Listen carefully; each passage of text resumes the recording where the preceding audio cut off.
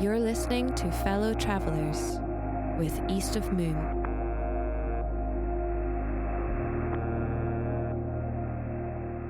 Welcome to Fellow Travellers, a podcast from East of Moon. We're an organisation that studies, experiments with and develops the ways in which communities create together. My name is Josie Ann Gatens, and on this episode of the podcast I was joined by Nanna Gunnars, founder of RVK Fringe Festival and co-founder of Huldefuk Theatre Company.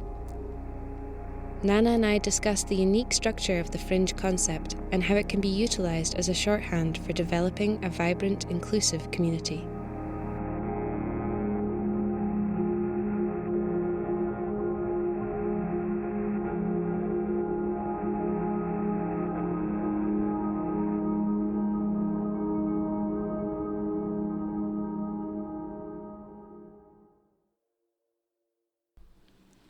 Hello, Nanna. Hi. Welcome to the podcast. Thanks for having me. I'm going to start you right at the very beginning.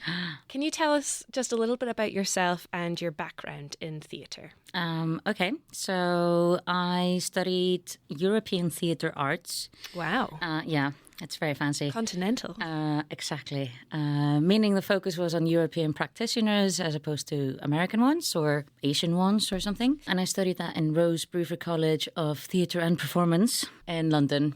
Started studying there in 2009, graduated in 2012. Got kind of stuck in London for a while, mainly because I met a boy who's in the house now. I managed in Hapner House. Yeah, in Hapner House. Yes. Yeah. I'm sure he's listening. Shout out to Owen. Our number one fan. A number one fan. But then I was in London for another 4 years and kind of got involved with immersive theatre. I'm very influenced by Punch Drunk, if you know them. They have like a show in New York that maybe some people have seen, Sleep No More, and are a British company. I've seen like 4 of their shows now, and they're amazing. I was also very influenced by Secret Cinema, and they take like a film and recreate the set from the film. So they do like the first thing I saw with them was Blade Runner, and it was just like futuristic New York in some, I don't know, some parking lot in like London, and it was mad and crazy. And I was like, we don't have this in Iceland. It's so fucking cool. And like Yumi Bum Bum Train. Do you know them? No. So they have a show now, and I really want a ticket, but it's so hard to get tickets. You have to sign up, and then maybe you can buy a ticket if you are drawn out of the lottery. But it's like one person at a time goes through a series of rooms where you are the protagonist. So I've helped them with one of their shows that they did, and like you go into a room and it's like, okay, like there's a heist and like we're the police and we're gonna go and like stop the burglars or whatever. And then you get kind of pulled into the next room and it's like, so tell me about this painting as you are the expert on art or something. Wow. And then you go into the next room and you're like an aerobics instructor and you have to like, and just have a class full of people like looking at you expectantly like, all right, what's happening? And then funny. You just have to like do all these things, and it sounds amazing. Knowing you, as I do, we should clarify. You're not just some guest I've pulled off the street. We are friends. But knowing you, this sounds like your dream activity and many people's worst nightmares. Yeah, it is absolutely people's worst nightmare because it's like, it's so full on. And like, I haven't done it. I've been a member of the aerobics class. Because I was volunteering to be a part of the thing, and I was like, oh, well, you know, and it's like a 4-hour stretch. I was like, I'll just be in the aerobic class. Then it's just like a free gym class or something with like many different teachers. And it was really interesting to see like the audiences come through. Like some of them like really got into it and be like, okay, do this. And some of them like have never been in an aerobics class ever. And we're just like, let's just walk on the spot or like, put on some music. I don't like what. But like, this is, I mean, all of this is, it's like you say, it's immersive theatre, but it's also like quite alternative from what people might have perceptions of as theatre. Yeah, I mean, this is like extreme thing, but it's it's really amazing. And like with Punch Drunk shows, you're not as active. Like you put on like a mask, so you're invisible, so you don't look at the other theatre goers, and that kind of gives you this like no identity, because a lot of people that are afraid of immersive theatre, they are afraid of being put on the spot. there's plenty of immersive theatre where you're not going to do that, but this is like absolutely like you are on the spot the whole time. But yeah, so I was doing like trying to like get involved with as much of that as I could find. And then I moved to Iceland 9 years ago, and brought Owen along, and he was like, what are we going to do in Iceland? I'm like, oh, let's just start a company. And that's how we started Huldufugl, which is here in Hafnarhouse. And we started off, we did like a really big maze in Grandi, right next to Rockall, that Renee was doing. Renee, who's also the host of Hafnarhouse. Yeah, exactly. So it's all connected. Yeah. And that was like a outdoor, like 300 square meter, like installation thing that you could walk through, and it had different rooms. We put up some like pop-up performances there. There was like a cinema screening and a choir performance and dance performance, and just knowing after having met people, like there were like birthday parties held in there, and so that was really fun. But mostly we've been working with like VR stuff since then. So like some VR theatre, which we thought was real theatre, but then maybe it's a film, or maybe it's a game, or maybe it's, I don't know. Yeah, I don't know. Is that that gives my background?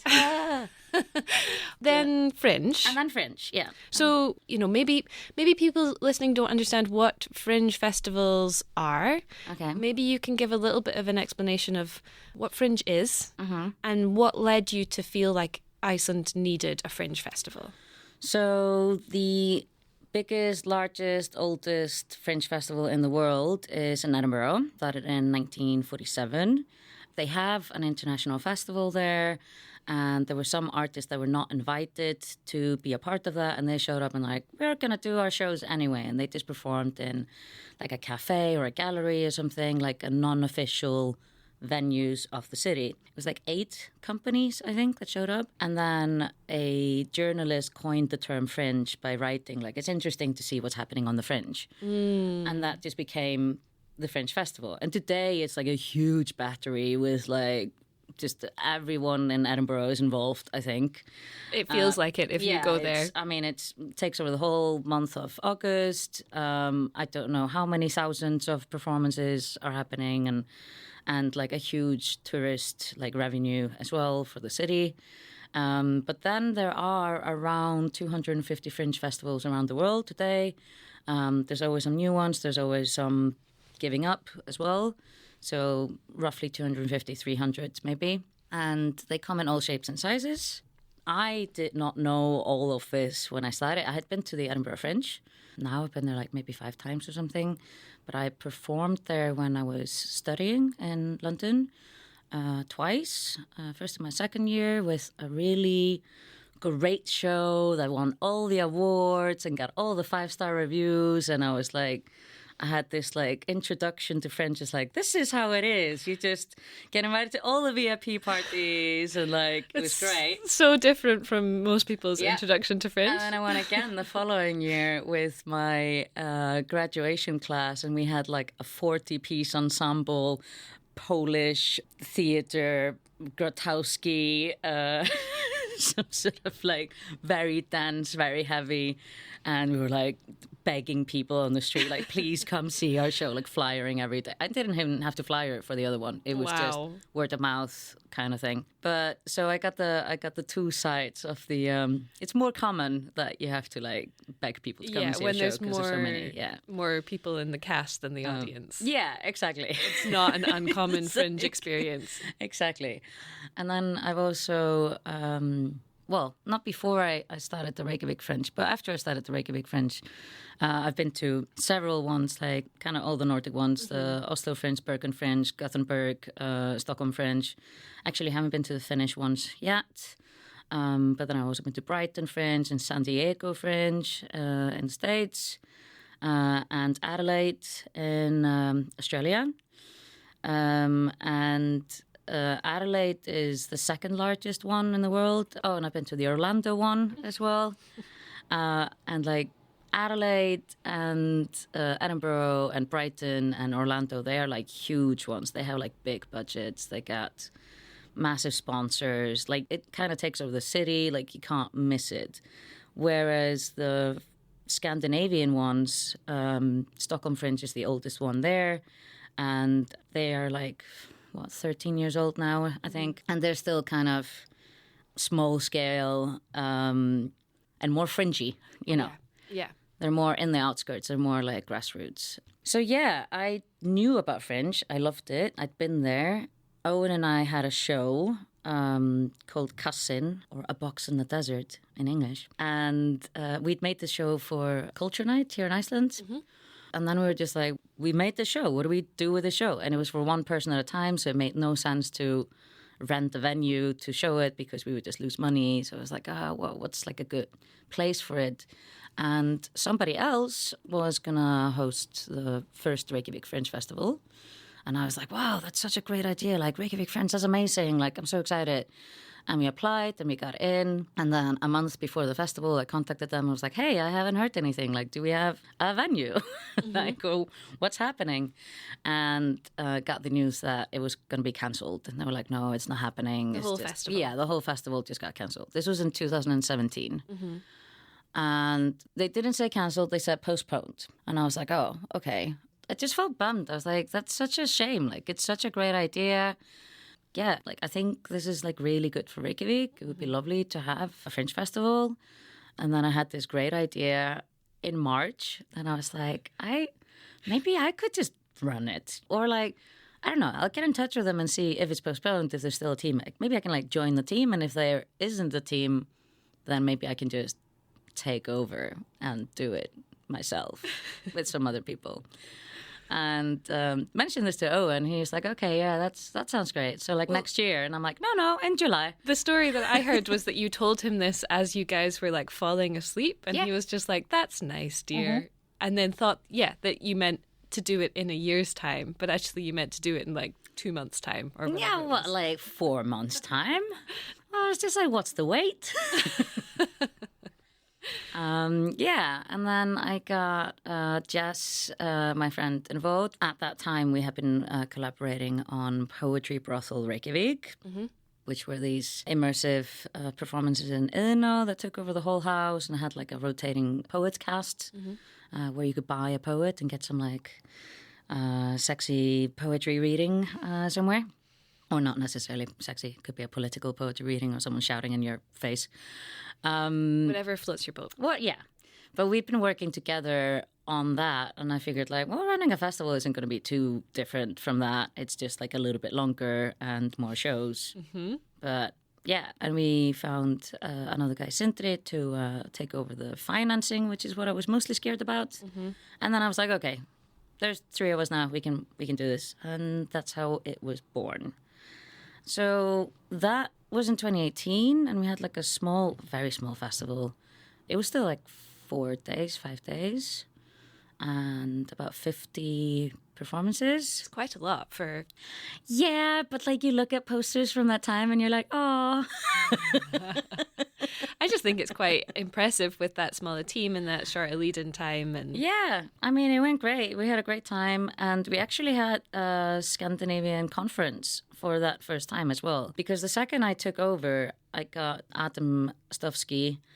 That's not his real name. His name is Adam Patrikus, but he goes by Stofsky because he runs the Stockholm Fringe Festival. Right.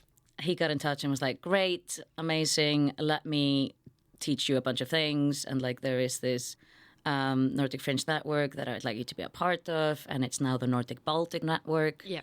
And that just means that you get to like learn from the other festivals. You don't have to like reinvent the wheel. Yeah. So that was already like a community there that kind of like grabbed me on my decision day, basically. It's just like, I'm going to do this, got in touch with the others, and they were like, yeah, we're not really doing it. You can just take over. Here are some contacts that are useful for you. And he called me up and had a talk and was just like, this is amazing. Also, can we just come and like be a part of the first festival? And I was like, yeah, great. So people from Stockholm Fringe and Gothenburg Fringe and Bergen Fringe came to the first festival, and we had some like panel discussions in the daytime. And we also got Paul Gudgeon, who used to run the Edinburgh Fringe Festival for many years, to come and give like masterclass, which is super helpful, and I learned a lot from him that still like applies today.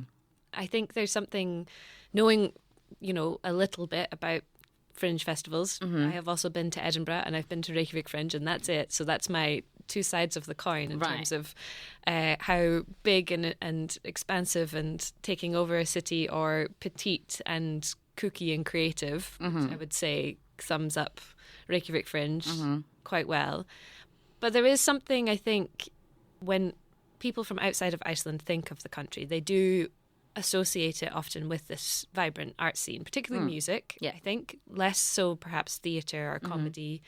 But there is a lot going on in the fringe of theatre and, comedy and drag and so on here. Absolutely. What do you think, like, how does Reykjavik Fringe, like, fit into that ecosystem? I mean, it's been, like, really nice to see what it's done for these communities. So immediately the cabaret scene latched onto it. So Magga Mokk, who is like the mother of the cabaret scene in Iceland and a former classmate of mine, so I've known her like my whole life. She had already been making a cabaret scene for like a few years, but they were like looking for a home, and for a long time, like now they're in the Þjóðleikhússkjallarin, or the National Theatre basement, which seems to be a permanent, well, hopefully permanent home for them. But they were like immediately took this opportunity to do more shows. And the same and like the drag community as well, kind of like the drag and the cabaret is very well linked. And at the time, Dragsúgur was very thriving, but have unfortunately left the scene since then. So we had like a lot of drag and cabaret like from the get-go. I think it's also like a part of, we had a sponsor in Hlemmur, Hotel Hlemmur. The hostel. The hostel, yeah, Yes. which doesn't exist anymore, which is where like Five Guys is now. Yeah, Hlemmur Square. Yeah, Hlemmur Square. And the guy that was running that, Klaus Ortlieb, he is amazing. And I think he's a large part in how our opening parties became so crazy, because he always hosted our opening party and he was like, oh, I don't want some like boring like easy jazz or something, or like I want snakes and I want fireworks and I want nudity. And I was just like, okay. So I always put the most kind of crazy in brackets acts in the opening party. So that was like all the drag performers and all the, we've had like fire eaters and like someone pulling a feather boa out of their butthole and just the basic stuff, in this like respectable hotel lobby with like big glass windows. So that also like helped shape that. But then another thing that happened is that the comedy scene, there have been like quite a lot of comedy happening, and like comedy in English as well. There's a lot of like immigrants in Iceland that are doing comedy in English. And I've heard that the Fringe has kind of become their like Christmas. It's the comedy Christmas. It's just like it's a deadline, and this is what it's good for me. Like I always need a deadline in order to do my work. Yep. So the Fringe was good for me to be like, yeah, if we do this, then we can have a show, and like we know that we have to have it ready by this time. And that's what's kind of happened with the comedy scene in Reykjavik, is that they're like, I need to get a new show ready for Fringe time. Like, and they have like a year to plan it, and they, and that's just become like a staple now. So now it's a huge, especially with like Andrew taking over the Fringe for me, who's a comedian himself. So he's really like nurturing that comedy scene within it. Absolutely. And it's, yeah. And it can be so hard when you live in a small island nation like Iceland. Of course, people will travel individually to see particular shows that they're interested in or follow a particular performance. And we've all got access online now to a variety of things. But there's something about because obviously this is a great platform for Icelandic acts to do their things. But I think the other major benefit is bringing a whole host of people over from other places, most of whom are seasoned fringe performers, even if they're not necessarily kind of there are a few big names always, but maybe they're the people who are like, they're just doing solid shows and they're going around the houses, going around all of the fringe festivals, and they come here and they kind of do two major things. They inject some vibrancy and show some alternative ways of doing things to practitioners here who are in this kind of little bubble and are mostly in conversation with each other. And they also know so well how fringe festivals operate that they set a kind of standard of like, this is how this works. Absolutely. And that's like, it's really good for other people to see that. And I always wanted it to be when I got more into like, now I'm just running a Fringe, then I wanted it to be this like platform for locals also, like, because it's hard to make a living as an artist in Iceland. It's almost impossible to make a living as an artist in Iceland. Certainly if you want to do it full time. Yeah, like even for the people that have like a contract with the National Theatre or the City Theatre or something like that, even them are struggling. So let alone like all the super vibrant independent scene that is just living like paycheck from paycheck.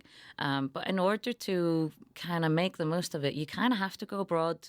You kind of have to like get noticed somewhere else, get some connections.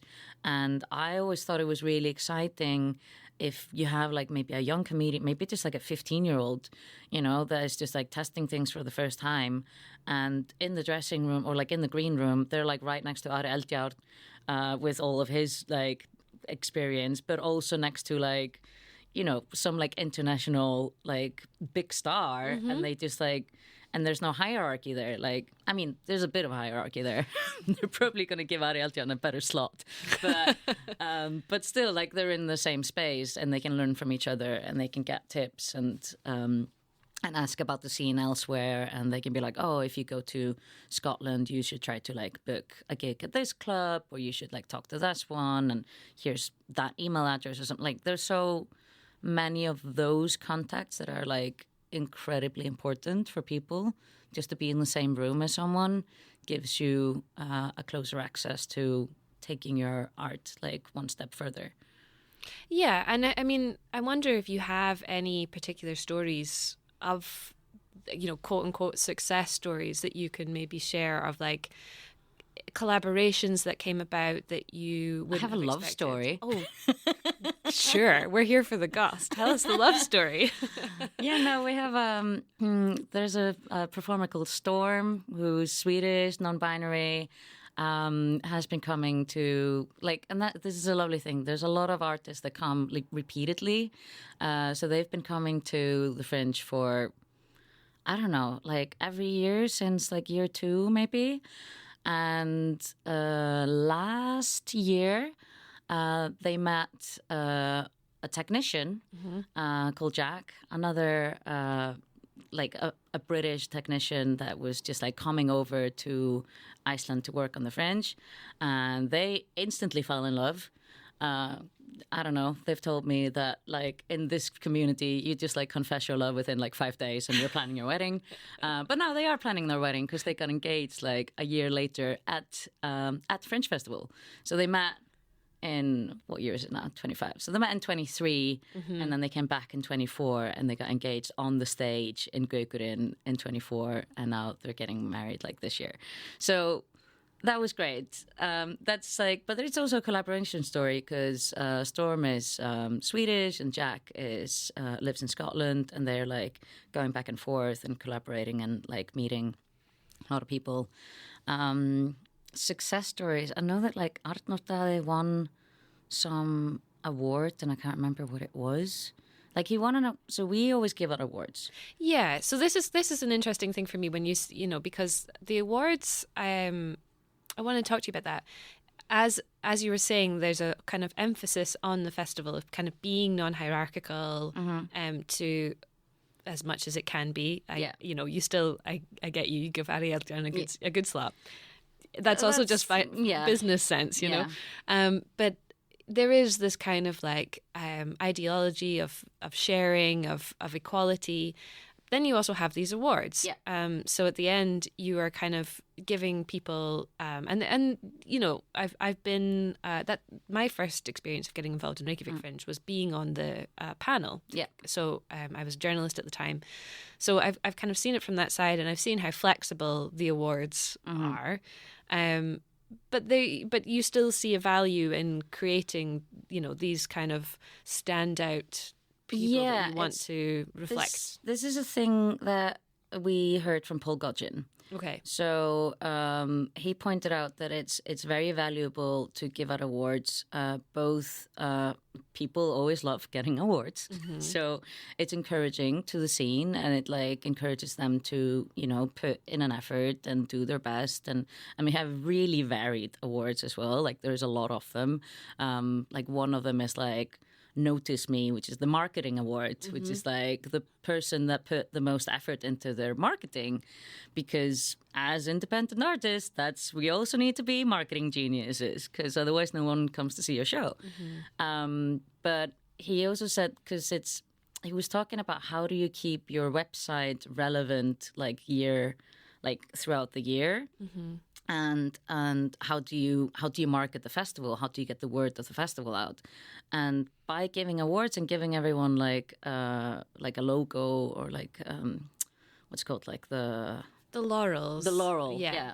Giving people a laurel, they will put those laurels on their posters, and they will put those laurels on their websites. And like you will go to any comedian that has won the funniest comedy award, and they'll be like, Reykjavik Fringe Festival said I was really funny.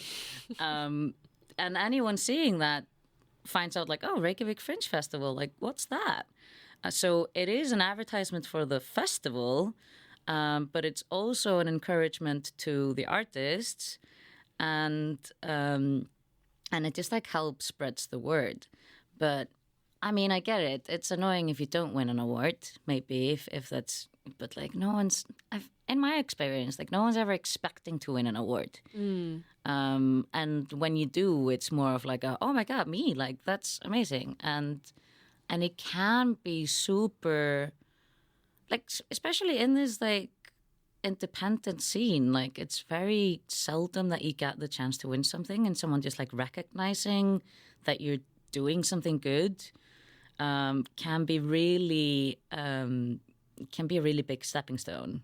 And like you say, they are so varied, and I think can be interpreted in so many different ways. And I think one of my favourite awards is the Spirit of the Fringe Award, which can be won by someone who's not even an artist as well. Can be won by like an audience member. But it's just like someone really who absolutely embodies what the Fringe is all about. Yeah, and the Fringe is like, the Spirit of the Fringe is normally, you know, someone that's like very supportive. Like I think an audience member has won it like in the past because they were just at every show and really supportive and talking, like you would see them everywhere and you're like, oh, you participating? It's like, no, I just love it here. And they'd be like, you know, applauding everyone. Maybe they'd be like the one audience member for one show or something, and always with a smile on their face. And it's like, and then that person got involved with running the Fringe the following year. So it's like, you know, it's really like roping people in. Like it's finding the community and fostering that community and like bringing them into like to be more a part of it. And on that, I mean, this is an amazing part of Fringe festivals worldwide, is the people behind the scenes and the volunteers. And there is, like you say, a huge overlap often between people who perform or technicians. And it is incredible with Reykjavik Fringe how many people fly in from around the world to take part as the team, you know, and they're volunteering and they're giving up their time. I want to kind of ask you about how you create that atmosphere, basically, but also, you know, what's the flip side of this? I mean, you're asking people to give up a lot of energy and time, including yourself. Is that hard to sustain? Is that something that can be continued off the back of people volunteering their time, or is that a finite resource that you have to, you know, think about a solution to? Yeah, I mean, it's tricky. You always want to pay people for their time, and it's always hard to ask people like, hey, do you want to just do a lot of work for no money? Yeah. But you can get some free theater tickets, and it is the hardest thing about it is burnout. So if you have people that have been doing this for a long time and they're putting in a lot of hours, and that's like the core team, like I feel for the current artistic director and all the team. Shout out to you guys. You're doing a great job. But it's, because they are not being paid, because it is supported by the city, and it's like, but they're getting 2 million. Yeah. Or something. It's like it's peanuts. Some people get paid a little bit. Like we can't get away with not paying the technicians that are working like 14 hours a day, and have like a really sought after skill. But then you're like, how do you justify that you pay them but you don't pay the artistic director? Like, it also wouldn't be happening without them. So it's and then where is that line of who should be volunteering completely unpaid and who shouldn't? And it's a very tricky conversation that is had, I think, every year. Like, how do we manage this? And every year, when I was running it, at least, like every year I would say, do we want to do this again next year? Like, we know how much work it is. We know we're probably not going to make much money or any money. But do we still like it? Are we still in a mental space or life space, because people's jobs change and or they get children or whatever. Like, there's other factors that come into it, whether you have the time and energy sources. And we would check in, do we want to do it? Yes, we want to do it. Okay, let's do it again. But there is always a feeling that it might stop one day. Mm-hmm. There's going to be a year where people are like, no, we can't do this anymore. Hopefully that's not anytime soon, and hopefully it is getting better. Like, the finances have been going up, I think, every year. And with more support of the city and maybe more support of sponsors, that's going to grow. But that's also changing a lot. And it's always, companies go out of business. COVID ruined a lot of connections that had been built already, because they just didn't exist anymore. Yeah. So, and with the venues as well, venues are dropping out, the new ones are coming in, and then it's people are changing jobs, and you're always having to make new connections to new people to make this happen and explain what the Fringe is to new people.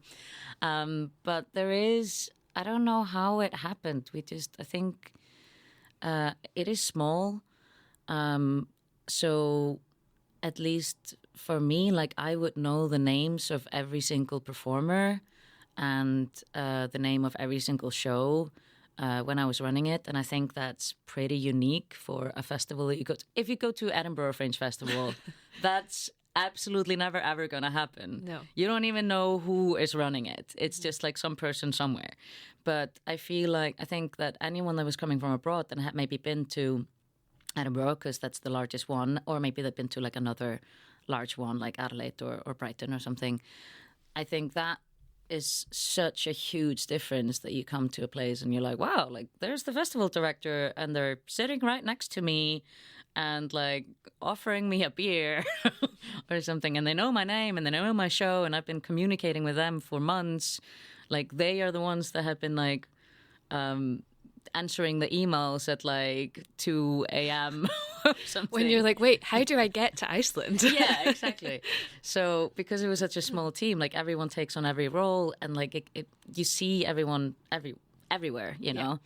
There's Jess was in charge of volunteers, but she would also be in charge of driving something from some place to another, and then I would be mopping a floor at the end of the night, because we're everyone's going home and somebody needs to mop the floor. It's you kind of step into every role, and that's also what I mean with the no hierarchy, and I think people feel that it's it's a passion project, Yeah. It's a passion festival, and it's a very passionate festival as well. So and you've taken the decision. You're still involved in Fringe, and you're on the board, but you've taken the decision to to step back from running it. Yeah.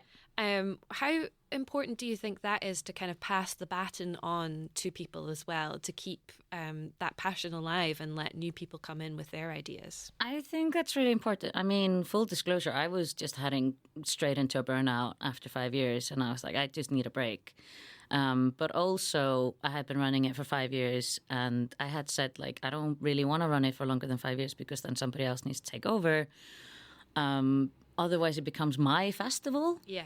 And it's just like, oh, this is Nanna runs this, you know. And it's the same as that's happening with like the Reykjavik Arts Festival. There's always like a new person, and like with a new person, you get new connections, and you get new fire as well. Like I could feel it. I was tired after 5 years, and I was maybe giving up on some ideas because I tried it and they didn't work. But then with a new person, so I approached Andrew Sim, who had been participating as a comedian in the festival and had been coming like every year. And I was like, you really know this festival and you really love this festival.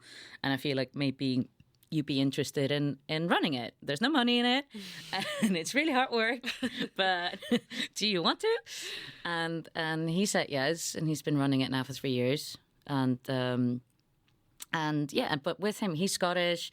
He's a comedian. He has all these connections that I do not have in the comedy world. So with that comes like new knowledge. And he was like, oh, I want to try this and I want to try that. And I'm like, I'm not going to say anything because I have tried this and I have tried that and it didn't work. But maybe it works with you because you are a different person and you want to make it happen and you want to see it through. And, you know, there's like, he got a bus to come to the festival, which I had been wanting to do since like year one. I was like, great, because like new opportunities come with different people and you know, different venue managers or something. And it's always like there's always going to be a relationship between, I don't know, there's always some relationship like, I don't know, there might be some venue manager that just doesn't personally like me, but personally likes him, or vice versa. And that's going to help smooth things over in certain aspects. So I think it's always important to bring new people just to keep it young as well. I'm just getting older. Like, I don't know. Yeah. No, we won't say that. How hip am I with the like teenagers today? So, you know, there will come a time where he feels like he needs to like hand it over to someone else. And like, hopefully, because I want it to be a young festival. I feel like it needs to be a young festival. That doesn't mean there can't be like older performers in it, but like there needs to be this like fire and drive and like need to do something different and make art because you want to. And it is also, Fringe is, like we mentioned, not a place to make money, and older performers have normally like progressed to a place where they're maybe more settled and they need more income, and they're not participating as much in the Fringe. Maybe just for the fun of it, but not like it's Christmas for them. Not like it's Christmas. Yeah.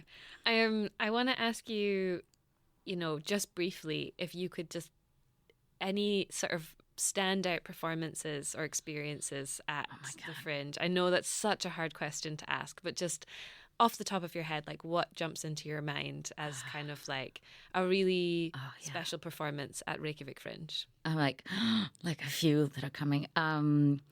There was so I like performances in weird spaces.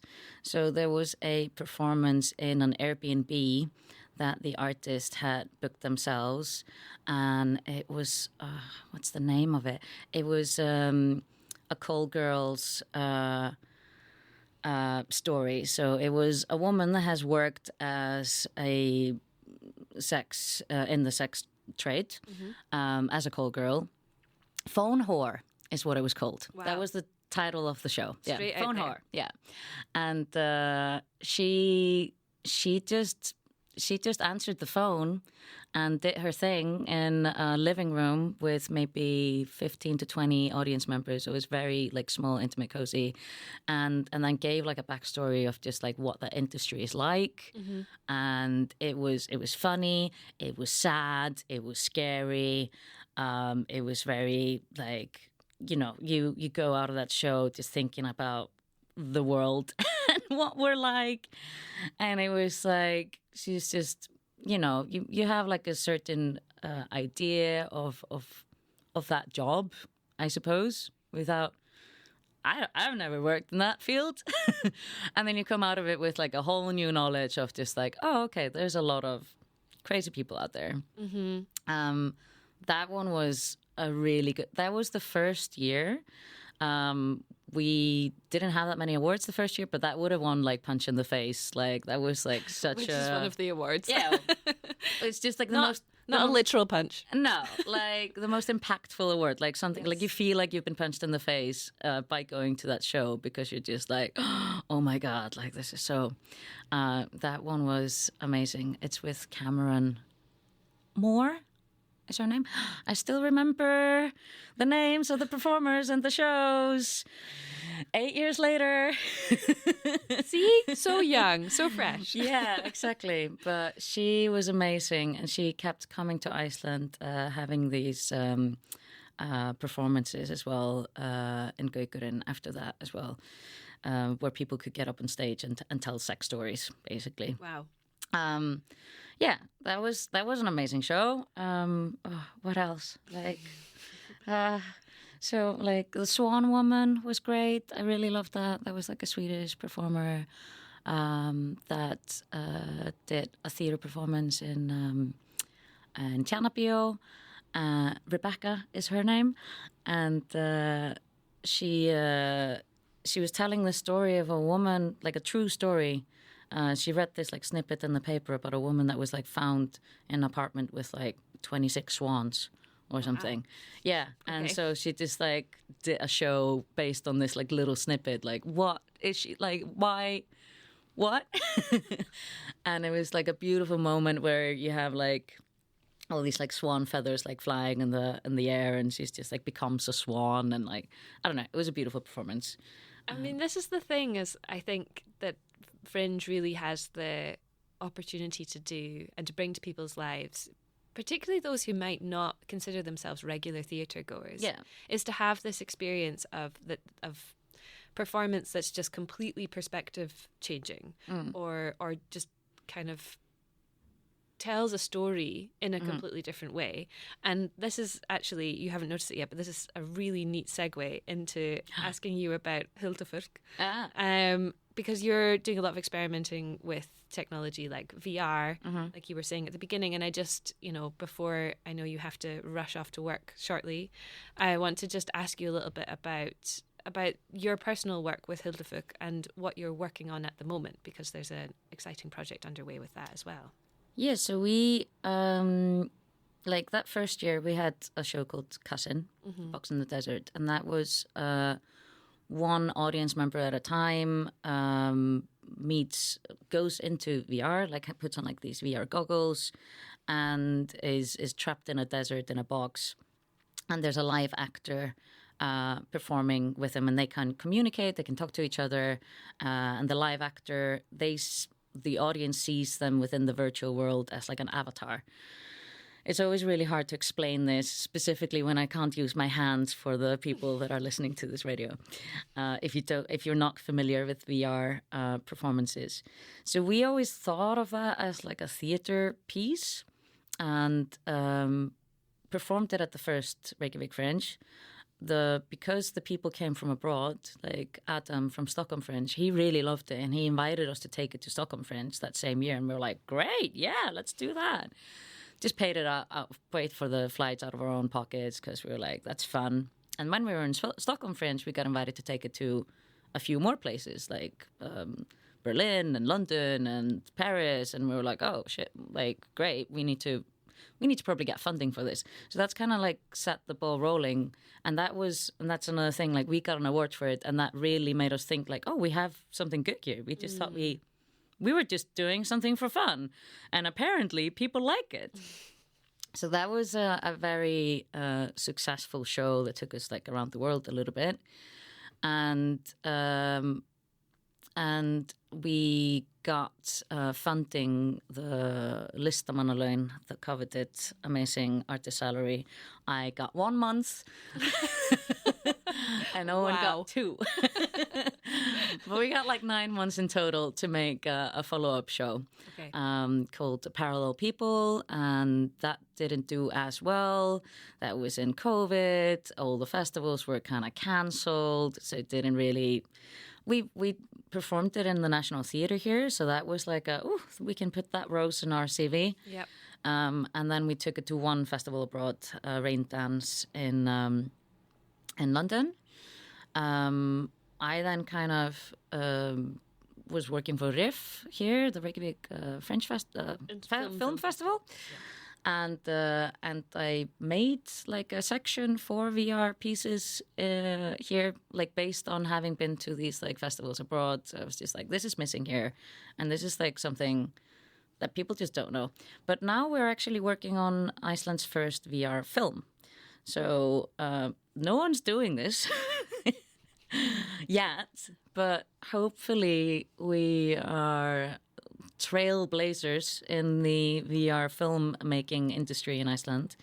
And somehow, amazingly, we managed to secure film funding from the Icelandic Film Funding, Íslenski kvikmyndasjóðurinn, and also from Creative Europe Media.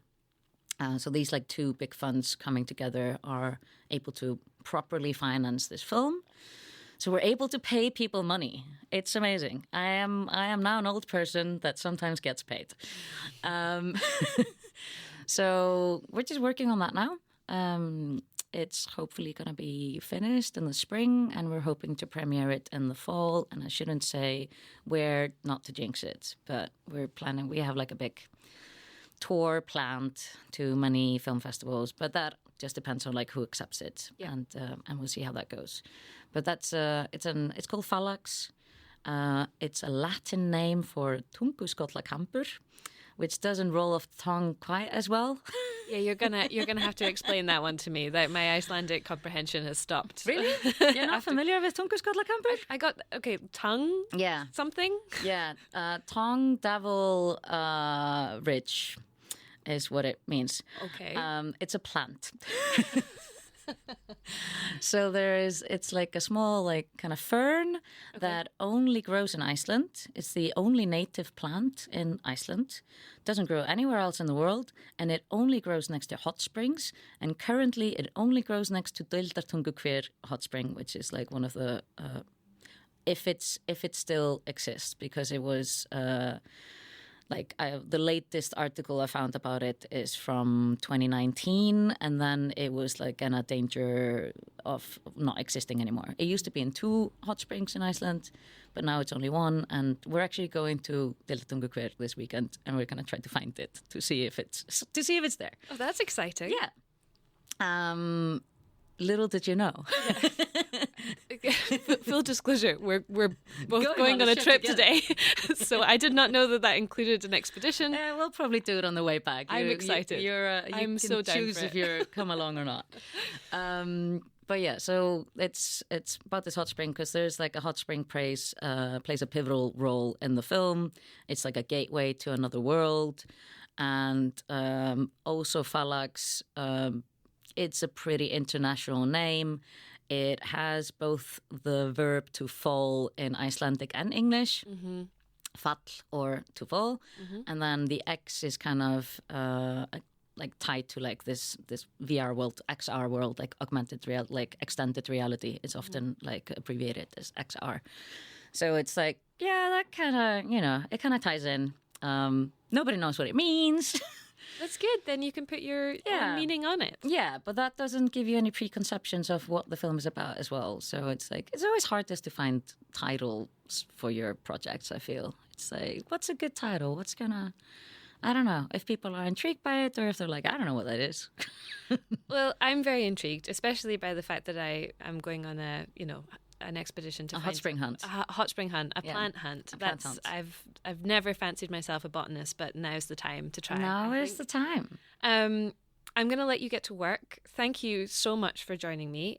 Especially full disclosure, slightly short notice. Yeah. But always so fun to talk to you. And we'll put the links to both the Fringe Festival and also to the Instagram for Hulafuk so that people can follow and see what the film is about and find out where it's going to premiere. The Fringe is happening the first week of June, and I encourage everyone that's listening to this, if they haven't been before, come and check it out. It's so fun.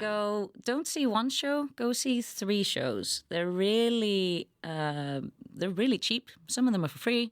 But if you see one, you can't judge the whole festival from one. You kind of have to see a couple just to get a sense for, like, you might see a terrible show to begin with, but then you might see a great show the next one, or vice versa. So it's that's also fun. And we'll see you there. I mean, you're always doing something, whether it's cooking for everybody or cooking or seeing stuff or running I don't know. around. Yeah, maybe.